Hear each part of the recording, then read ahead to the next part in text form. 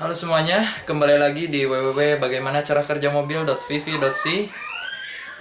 Pada kesempatan kali ini, pada video kali ini kita akan bersama-sama belajar tentang apa itu mesin, meneruskan video yang sebelumnya yang membahas tentang apa itu mesin. Di video sebelumnya dibahas bahwa mesin adalah alat yang merubah energi apapun menjadi energi mekanik.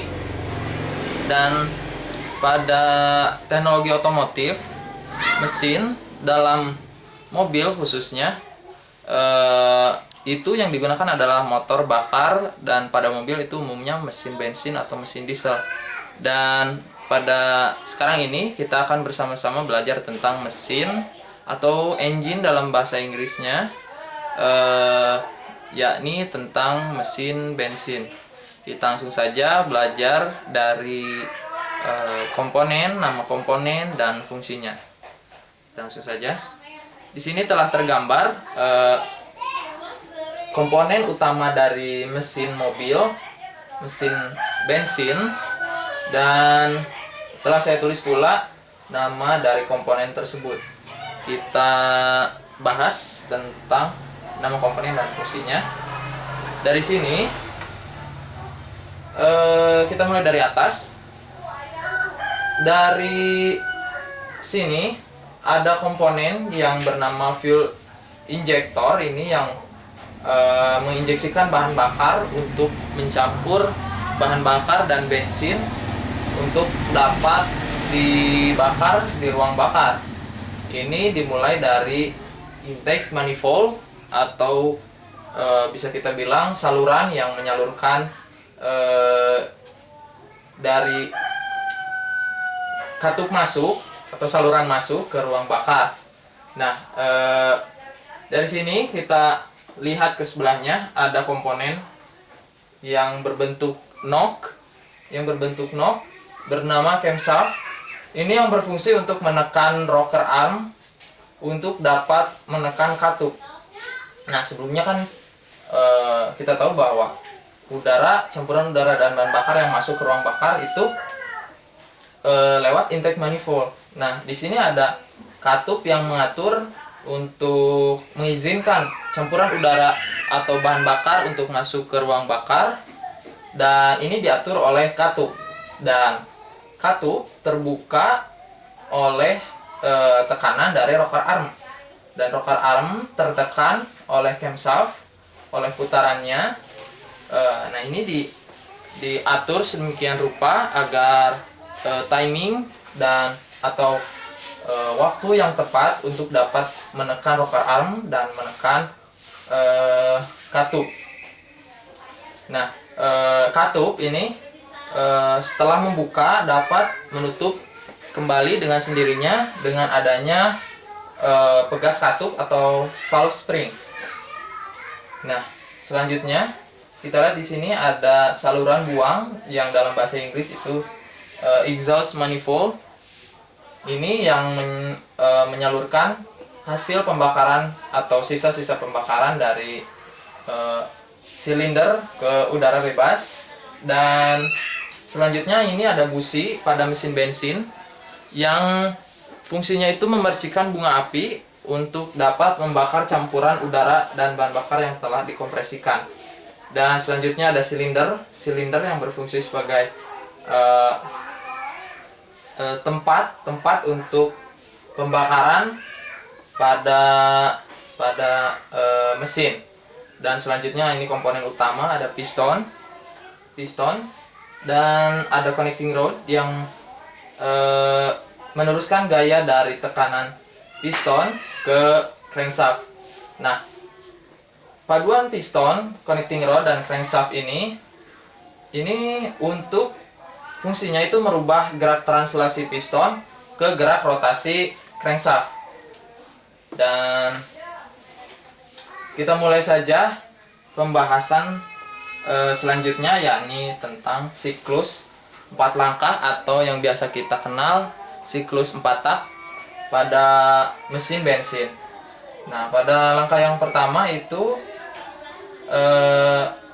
namanya intake stroke atau langkah hisap. Intake stroke itu cara kerjanya, piston bergerak dari TMA ke TMB, menghisap campuran udara dan bahan bakar yang masuk dari intake manifold. Yang sebelumnya campuran udara dan bahan bakar itu telah dicampurkan oleh fuel injector pada intake manifold. Nah, pada saat yang bersamaan, piston bergerak dari TMA ke TMB, sedangkan camshaft menekan rocker arm dan katup masuk tertekan dan memungkinkan untuk campuran udara dan bahan bakar itu masuk ke ruang bakar.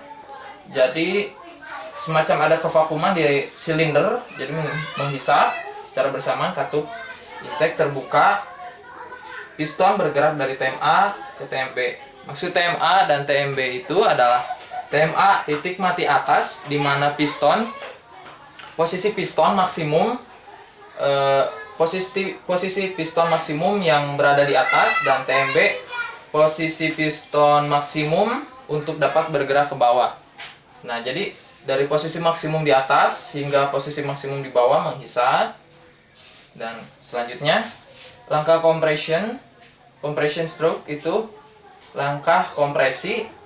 Jadi pada langkah kompresi ini, setelah akhir langkah hisap, kedua katup, baik katup hisap maupun katup masuk maupun katup buang, itu keduanya tertutup, dan piston bergerak dari titik mati bawah ke titik mati atas, jadi menekan campuran udara dan bahan bakar hingga tekanan tertentu, dan itu tergantung pada rasio kompresi mesin tersebut. Dan kita tahu bahwa dalam hukum termodinamika itu tekanan yang dinaikkan itu secara bersamaan temperatur ikut naik dengan sistem tertutup. Nah, ini sistem tertutup, jadi campuran udara dan bahan bakar dikompresikan hingga tekanan tertentu, dan temperatur campuran udara dan bahan bakar pun ikut naik. Dan pada saat itu adalah akhir langkah kompresi.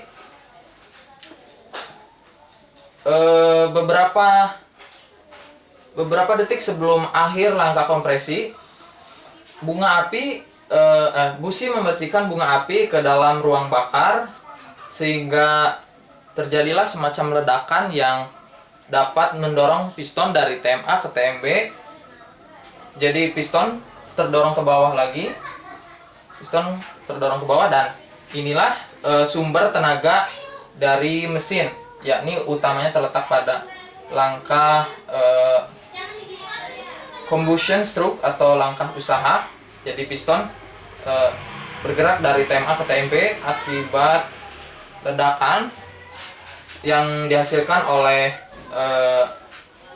percikan bunga api, dan gerakan translasi piston ini dilanjutkan ke connecting rod untuk dapat menekan atau bisa kita bilang memutarkan crankshaft atau poros engkol. Jadi ini menekan semacam ini, jadi ini memutar, ini bergerak translasi.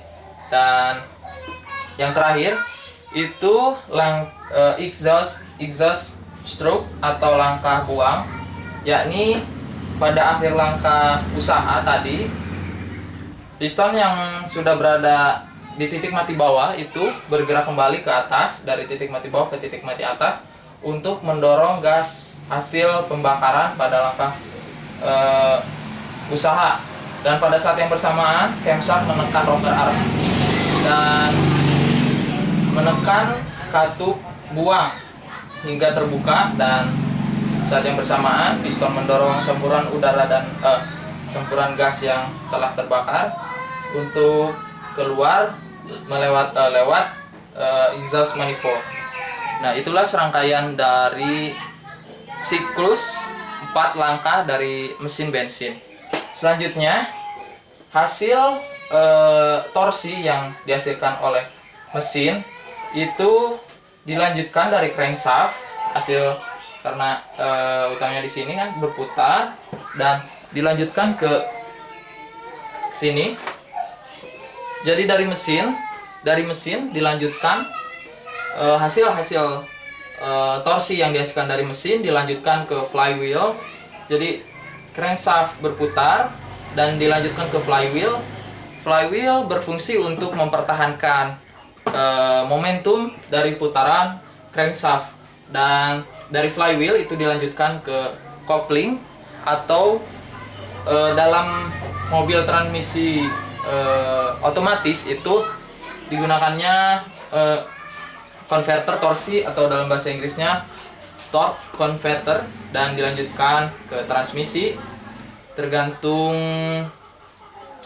mobilnya pula. Ini transmisi otomatis atau manual, yang mana transmisi itu berfungsi untuk merubah gear kecepatan sesuai yang dibutuhkan, dan drive shaft itu melanjutkan torsi yang diteruskan oleh transmisi ke diferensial, dan di diferensial itu gerak torsi yang ke arah sana itu diubah searah 90 derajat, sehingga dengan konstruksi yang sedemikian rupa itu diferensial mereduksi putaran dan meningkatkan torsi pada diferensial, sekaligus membelokkan torsi sebesar 90 derajat dan dilanjutkan ke poros, lalu ke roda-roda untuk dapat menggerakkan kendaraan.